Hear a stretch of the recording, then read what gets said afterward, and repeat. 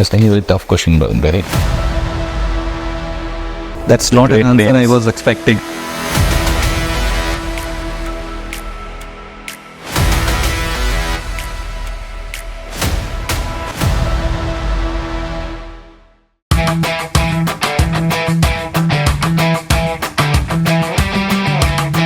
Hi, I'm Munaq. We are in conversation with the founders of ClayWorks, Rahul Singh and Abhijit Shashidhar. Today we'll try and understand their journey, what they're currently doing, what their plans for the future are, and where they see the industry leading to. Hi guys. Hi. Hi Munaq. Hi. I think that's where we'll start. Tell us about, you guys have been serial entrepreneurs in the past as well. This is not both of yours first venture. How do you guys come together? What was your story? Why start with ClayWorks? Why name it ClayWorks? If you could tell us a brief of your story. Yeah, this is my second venture, and probably Abhi's as well, or maybe many more. We were colleagues at Knight Frank. I was handling capital markets, and Abhijit was handling office and asset at Knight Frank Bangalore. And we pretty much joined at the same time, left Knight Frank probably within a few months here and there. And that was 2013. And though we parted ways from Knight Frank, we were always in touch. We kept on debating new ideas, new ventures, and an office was one of the business ideas that we were brainstorming on. And if you look at 2016-2017 period, it was co-working or business center where Correct. was going through a transformation. Correct. It was probably the second phase of business center becoming a co-working, Correct. where the industry was moving towards a services industry. And we identified there's a great opportunity wherein we can build a service-led yet very design-focused boutique offices, and which are closer to the neighborhoods. These were, our initial thought was to build a string of neighborhood workspaces, and on the way we figured out we should be focusing more on sustainable workspaces, and that's how we started with the vision of creating the largest network of sustainable neighborhood workspaces. And ClayWorks was Abhi's brainchild. We will let Abhi talk more about how the brand was coined. Please, Abhijit. Hey, thanks, Munaq. So the word ClayWorks came out of the idea of clay being the most flexible element known to humans.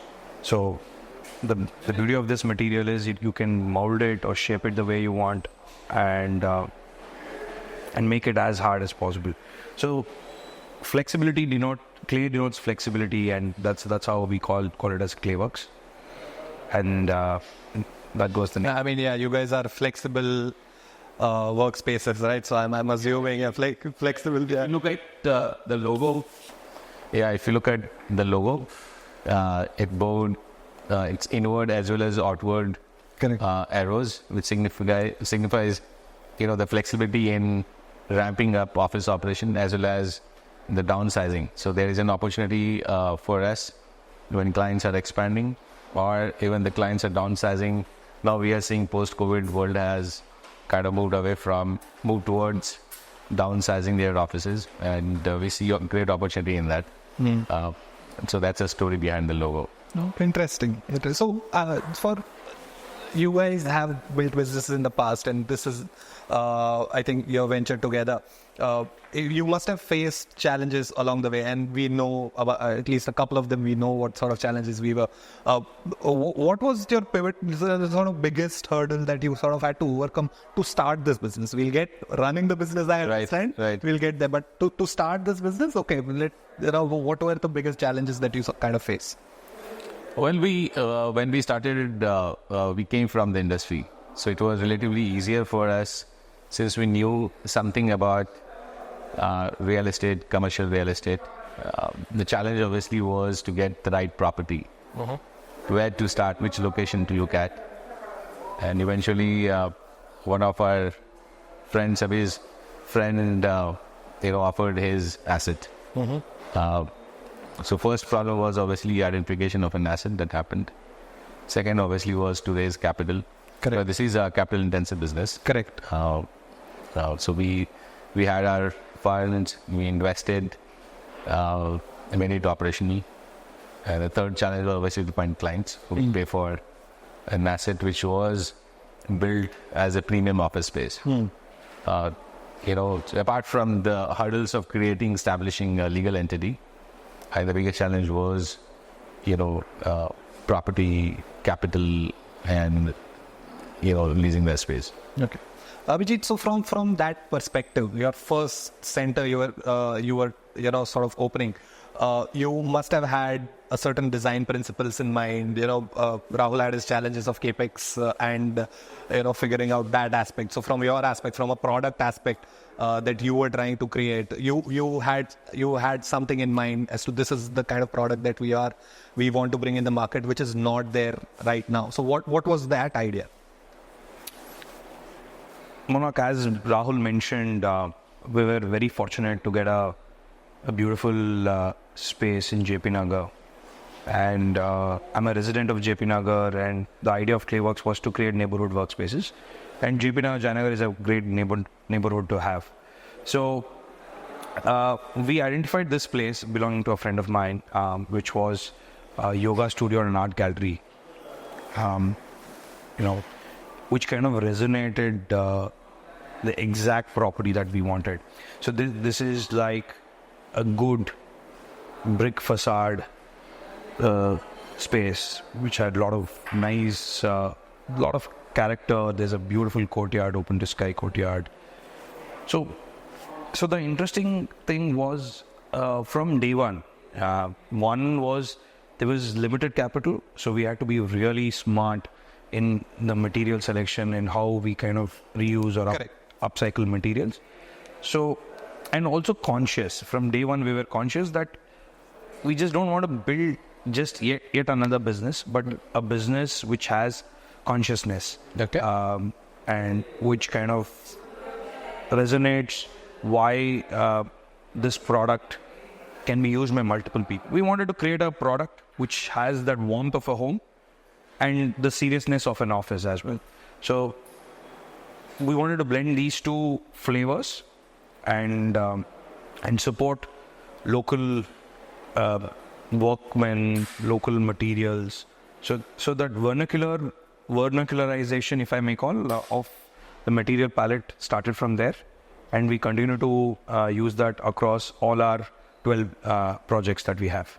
I can see that the design principles that we have here, the brick facade, like you were saying, sort of resonates very well in terms of the product you are creating. So that's essentially the way you guys started, right? So then came in the growth where today you are at about 11 centers as we speak. How did that growth happen? Well, the first two properties that we signed came through references, and they were very small assets. These were like 6,000-7,000 square foot sort of asset. The leap of faith came with the third property, which is a large 3-acre campus spread over 100,000 square foot, which was almost 15 times of the smallest or the largest space we have done in the past. And as an entrepreneur, you have to take sometimes blind bet, and that was our moment. We signed that property. We figured out, on the go, we figured out how we are going to raise capital to fund capex, what would be our sales strategy, what sort of product we are going to do. So that became I would say, a laboratory for us to do probably every product that we did, and we continued to do that. And I would say that was first asset which we did as a managed office. And all subsequent offices have been in one or other form of managed offices, and we learned a lot from that asset that laid a very strong foundation for us. Obviously, the largest asset continues to be the largest asset that we have, 1,100 seats, all sort of clients, startups to large domestic companies to multinational companies, and that gave us a sense of direction how we are going to grow, build profitable centers one after other, and that's how we have grown from 2, 3 to now today 11 operation centers. So that was kind of your experimental center, That right? was Where you did this, that, we'll try this, we'll try. Was there similar experimentation done on the design aspect of things?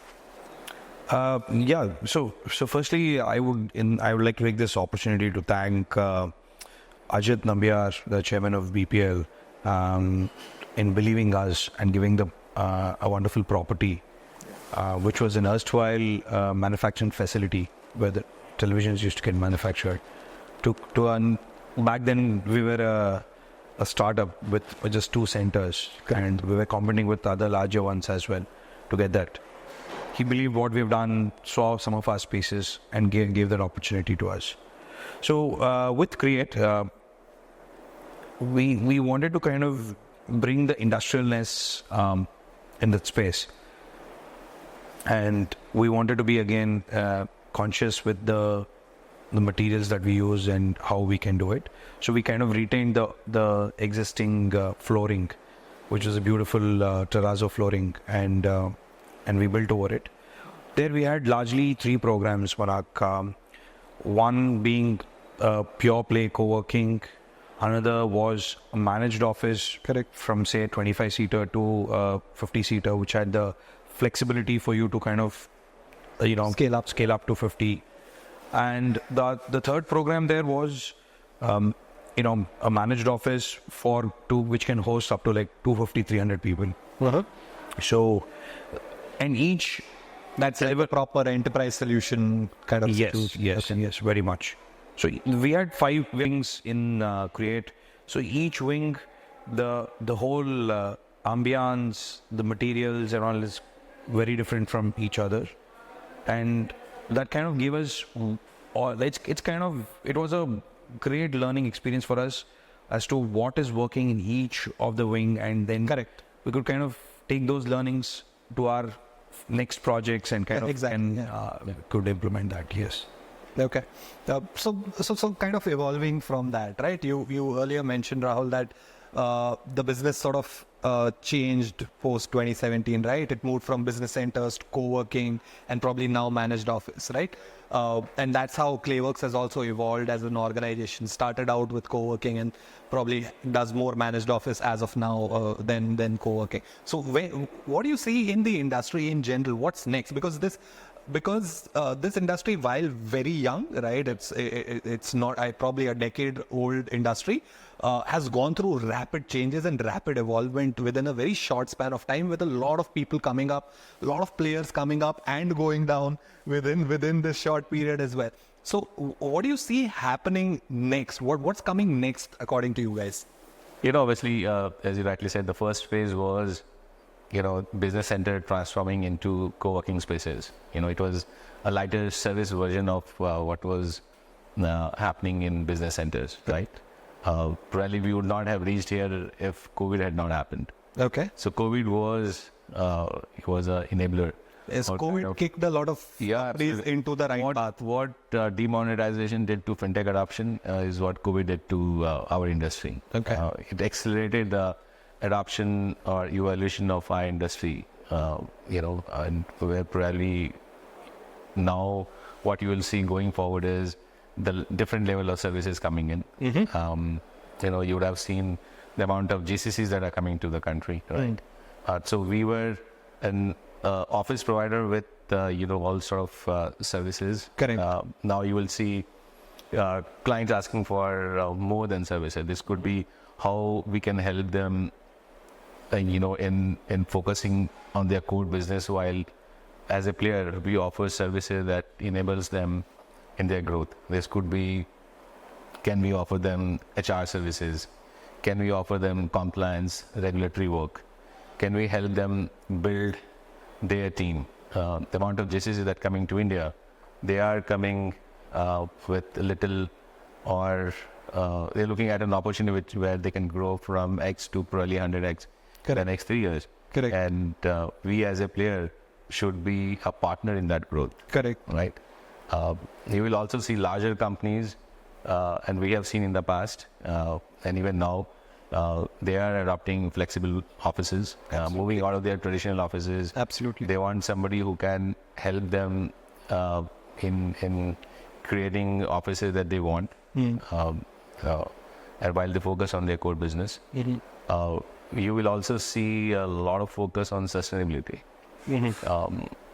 Today, there is a big preference for all, IGBC or LEED certified buildings. Correct. But we don't see much of focus coming on certification for interiors. Correct. But as we speak with our larger clients, multinational clients, they are looking for green and sustainable offices. So the third phase would be more focused on sustainable buildings, sustainable interiors, and services beyond what we have offered in the past. Correct. I think the industry, as Rahul rightly mentioned, there was a massive shift in the way people work post-pandemic. Correct. The new normal, as you know, has been like work from home, work from anywhere. Correct. Yeah. So I think the whole workspace industry has changed, and we believe work can happen in three places: working from an office, working from home, and working in a third place. It could be a cafe, it could be a library, or any other location. Working from anywhere. Correct. So we were fortunate enough to kind of brainstorm on various ideas and thoughts, and during the pandemic we launched our a portable office called Spotch. We call it as the fully loaded office. Okay. The whole idea for Spotch was made in such a way that you could create uniform working environment for people, remote workers as well. As you know, in an office there is a uniformity in the work environment, but that was not translating for people who are working remotely. They were still contributing very well, and in fact they contribute more because they tend to work longer hours, especially like in a place like India. So Spotch was a solution to this problem, and we filed for utility and design patents, and we were granted the patents for this. Congratulations. Thank you. And what we see is the whole across the world, there is no product category around work from home, right? Even though it existed for a really long time in the West, so still there is no category per se for this. So we are looking at building a category around remote working or working from anywhere, with various solutions that we are going to come in the coming days. Okay.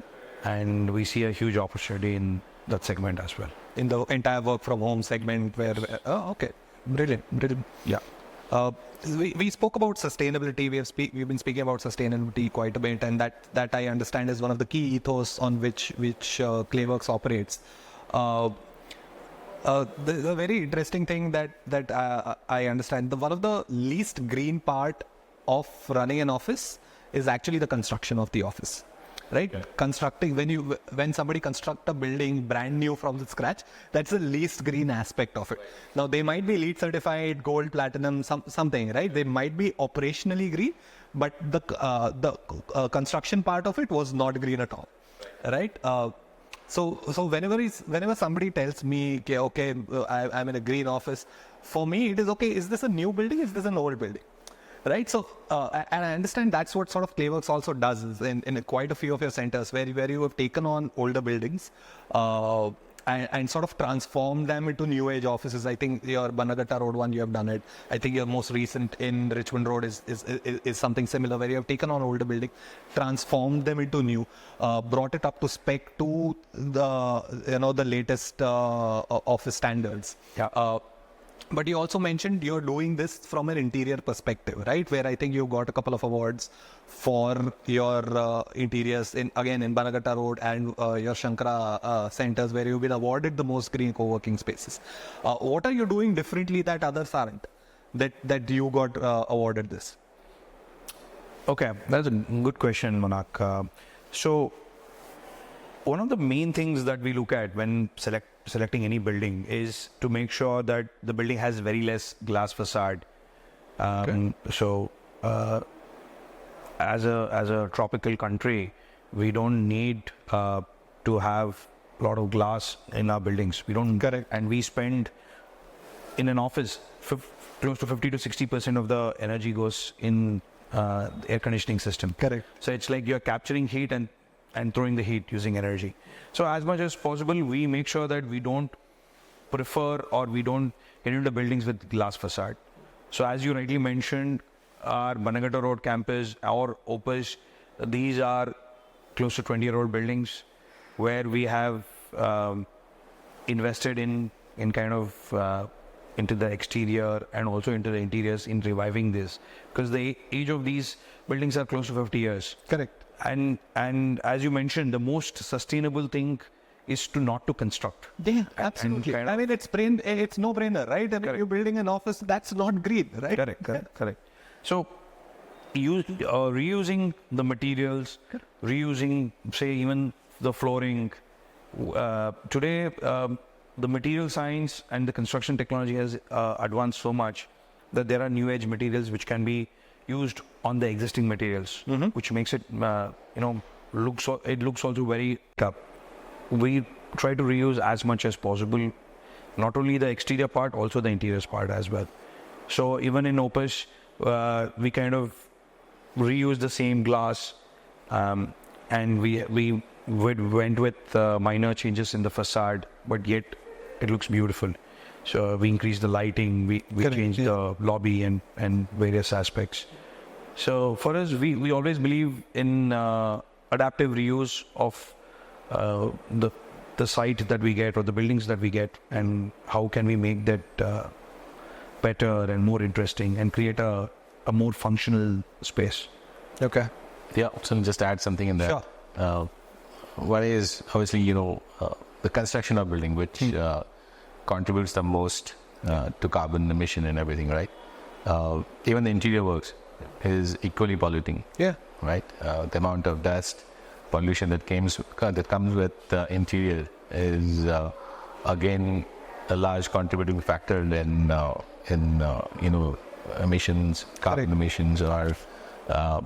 So what we are looking at is but globally also we have seen the larger occupiers have started reusing fit outs. But unfortunately there is a lower adoption of it because everyone wants a new fit out for that. Correct. But unfortunately that, as we know, is a big contributor. Though that attitude has to change, and probably that will change over a period of time where we can reuse the older fit out.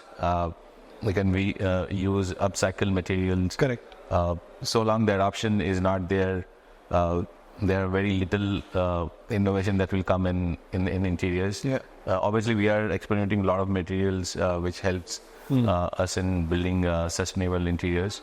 I think there will be a time where there will be a global adoption of it will have to be. It will happen. It will have to be. I mean, it has to be. Yeah, you can't keep cutting trees for new tables. Exactly. There are a lot of things, including fit out, chairs, furnitures, that have much longer life cycle. If you refurbish it, exactly, they can probably last another 5-10 years. Why dump it back? And yeah. Another aspect about sustainability is when Rahul mentioned about certain materials that we use. In India, we still don't go with embodied carbon. So, like for example, the sofa that we are sitting on, how much carbon was emitted for manufacturing the sofa is not being reported or not being captured in the right way. So I think that's one of the very important aspect that we need to understand and learn, and we want to like to do that. Yep. So in terms of green energy, what we have tried to do is, as much as possible, we are trying to have solar panels on the roof, where there's a captive energy generation that happens. In certain buildings we have applied to buy it's called open access power, where we can buy green energy directly and use that. Okay. So we're conscious on that. And so this is one of the initiatives that we have taken. And apart from, see, being sustainable or being green doesn't mean that we go plant trees. Yeah. Right. So simple things like we don't have M-fold tissues in our restrooms. It's powered hand dryers that are there. Our dustbins doesn't have plastic liners, so we use bins which can be maintained without plastic liners and can be used. In our Bangalore Road campus, which is Create, it's a 3-acre campus with beautifully full-grown trees, and there's a lot of twigs and leaves that gets generated. So what we started doing is we started making that into a vermicompost manure, and every year we through this initiative we generate close to 4,000 to 4,500 kgs of vermicompost, which not only gets used in our different centers, but also we have sold them in the past. And these are some small initiatives that we are taking to make things better. A couple of other things is, as much as possible, we try to get the natural light within the space, so that your usage of artificial light comes down. Having sensors to make sure that that optimal light usage is there. In most of the spaces, we also have ceiling fans. So, this is one of the things that I urge everyone to do is, when you have air conditioning and ceiling fans at a low speed, it promotes air circulation, which by far you can bring down 1 or 2 degrees lesser, Correct. by creating more air circulation, makes it comfortable, makes it cooler. So some of these are small initiatives that we have taken, and then that has been pretty good. Also, usage of carbon negative materials. Some of our tables are made out of wheat stubble, boards made out of wheat stubble. We have upcycled a lot of old wood, to make conference room tables and various other aspects. Is it economical? Just for my understanding, is it? I'm assuming it's not. It would be more expensive to do sustainable offices than it would be to do standard offices. It's kind of a myth. It's all about how smartly you are using these materials. It always says, okay, sustainable materials are more expensive. Yeah, definitely, probably by a couple of percentage, Okay, like 2 to 3%. So it's not much. Not much, but the efforts is high. Like if I say, if you have to upcycle old wood, right? It takes an effort to go get these wood. You have to stand with the carpenters, get it done. So cost differential might not be too much, but the actual work put in and the labor hours, the man hours required to upcycle it actually is a lot higher. Correct.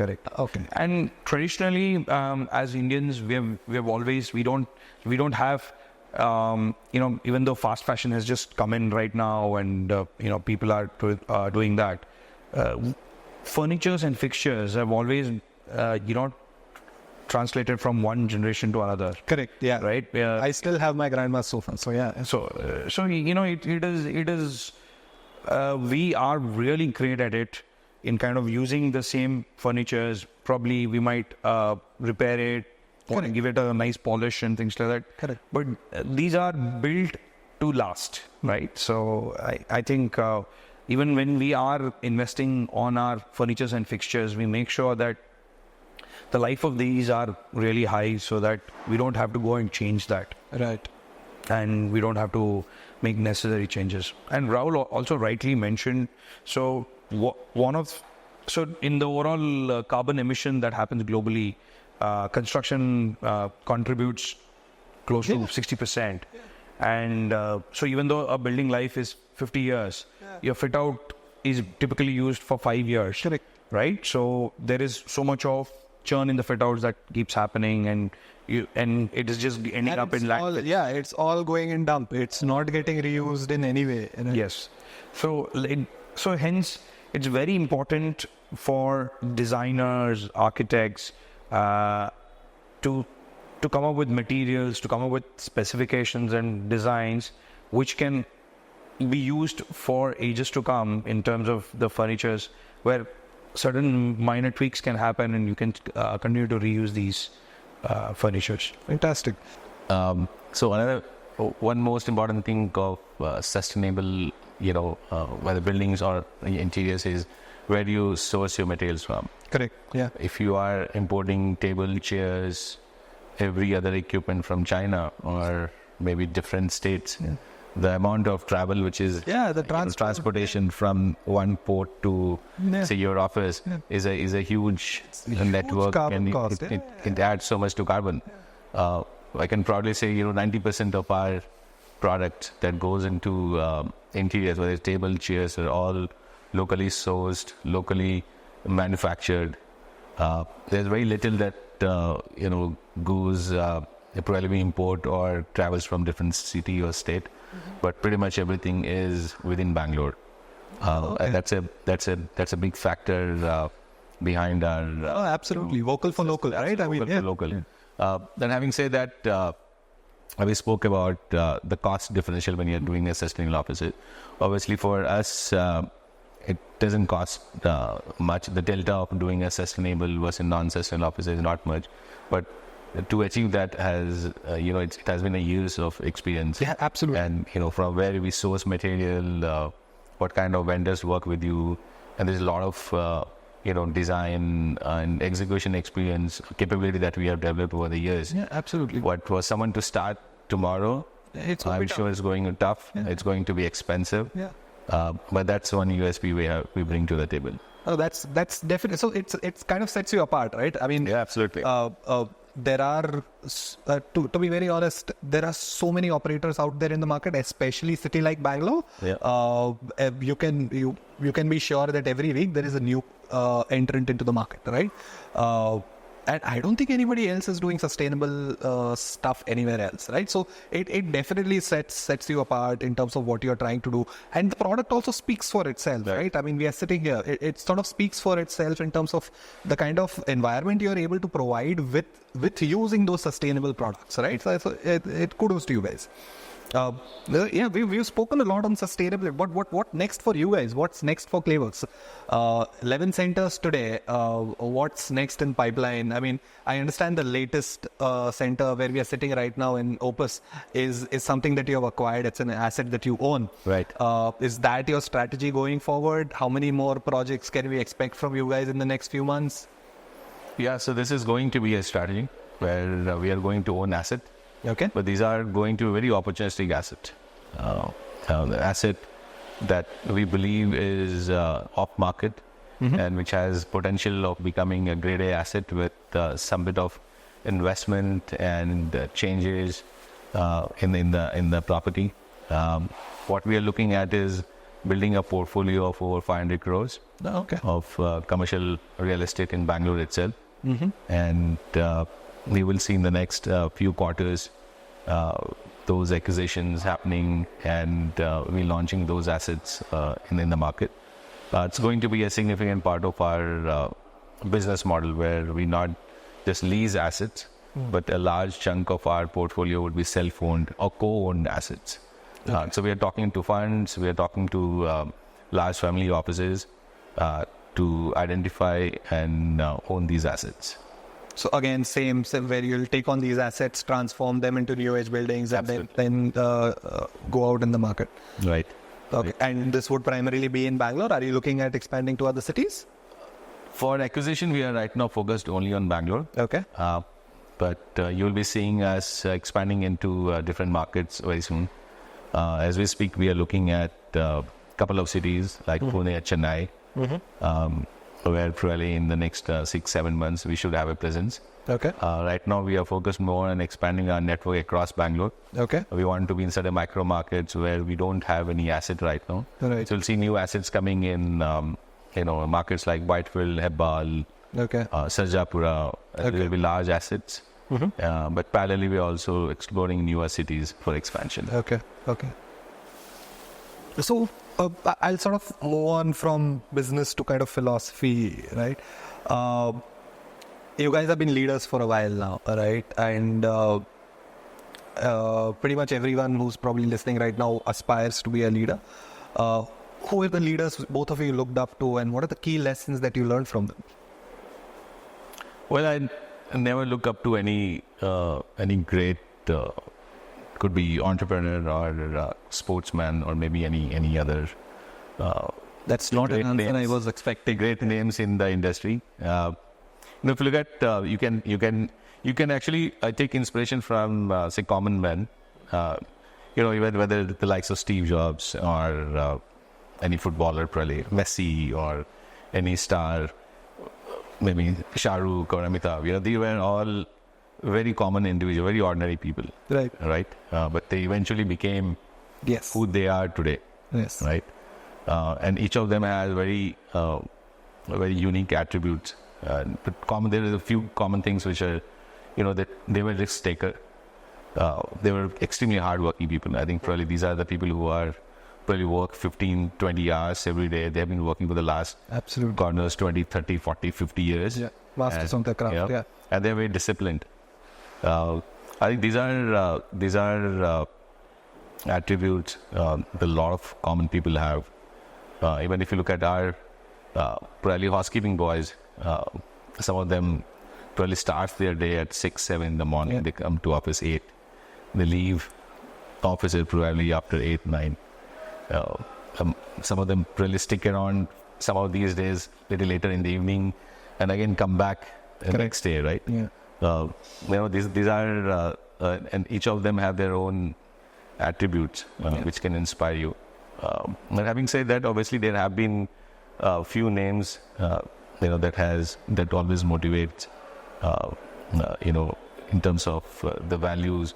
It could be probably Ratan Tata, the way he has built an enormous brand globally, based on integrity, risk taking.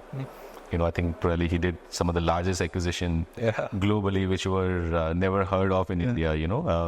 Made a brand probably which is going to last maybe another 100, 200, 300 years. So what I probably look up to is somebody who has built a very traditional business in a very traditional way, and looked at a very long-term view of how the business and the industry. Someone who can create a brand or company which can last for generations, maybe centuries. Yeah. So, for me, I've grown up reading and listening to various achievers, not just in business, but at varied sectors or varied fields. So I read a lot of biographies and autobiographies of business leaders and other personalities. So this helps me to kind of use some of their learnings, some of their thoughts into my current business and kind of make those changes and tweaks. So definitely there's a lot of people who have inspired me from various like it could be from Indian entrepreneurs, how DMart was built, or how the Tatas entire group was built, right? So with the values that still ingrained in it, it's very remarkable. Or it could be how Amazon is still a very, though it's such a large company, it still has that spirit of a startup and the hustling nature of a startup to what Steve Jobs has built in terms of its product.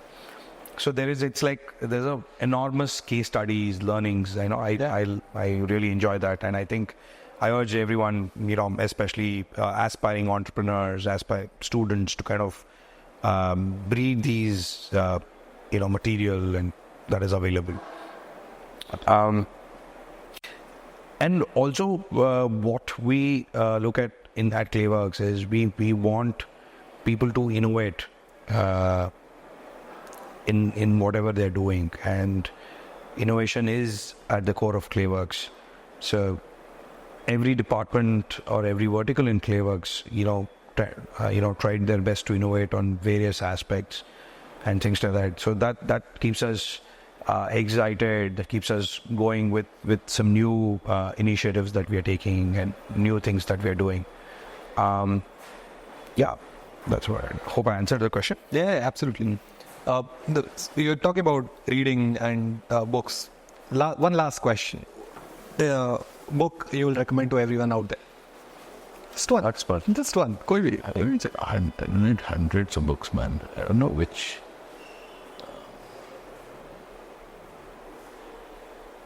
Like every entrepreneur should be reading that book at least once. If I had to pick something, probably influence. I read it probably 10, 11 years back. And,